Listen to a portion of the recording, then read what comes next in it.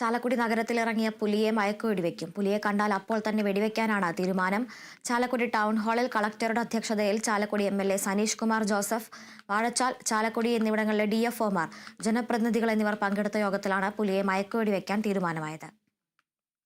കഴിഞ്ഞ മാസം 24-നും 30-നും ചാലക്കുടി നഗരത്തിലെ രണ്ടിടങ്ങളിലായി പുലിയുടെ സാന്നിധ്യം CCTV ദൃശ്യങ്ങളുടെ അടിസ്ഥാനത്തിൽ സ്ഥിരീകരിച്ച സാഹചര്യത്തിലാണ് ജില്ലാ കളക്ടർ യോഗം വിളിച്ചത്.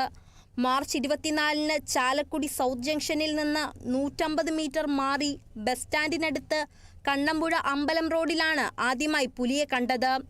അയിനിക്കാട്ടുമഠം രാമനാഥന്റെ വീട്ടിലെ ക്യാമറയിലാണ് ദൃശ്യങ്ങൾ പതിഞ്ഞത്. തുടർന്ന് ദൃശ്യങ്ങൾ പരിശോധിച്ച വനം വകുപ്പ് പുലി തന്നെയാണെന്ന് സ്ഥിരീകരിക്കുകയും ചെയ്തു.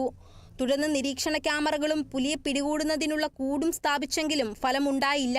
മാർച്ച് 28-ന് അന്നനാട് കുറുവക്കടവ് സ്വദേശി ജനാർദ്ദന മേനോന്റെ വീട്ടിലെ വളർത്തുനായയെ പുലി ആക്രമിച്ചതായി വീട്ടുകാർ വെളിപ്പെടുത്തിയിരുന്നു. നായയുടെ കുര കേട്ട് വീട്ടുകാർ ജനാലയിലൂടെ ടോർച്ചടിച്ച് നോക്കിയപ്പോഴാണ് പുലി ആക്രമിക്കുന്നത് കണ്ടത്. തുടർന്ന് നായയെ ഉപേക്ഷിച്ച് പുലി രക്ഷപ്പെടുകയായിരുന്നു.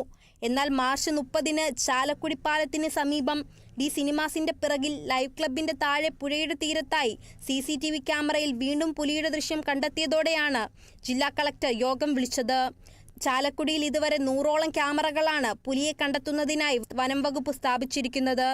Kerala vision news, Thrissur.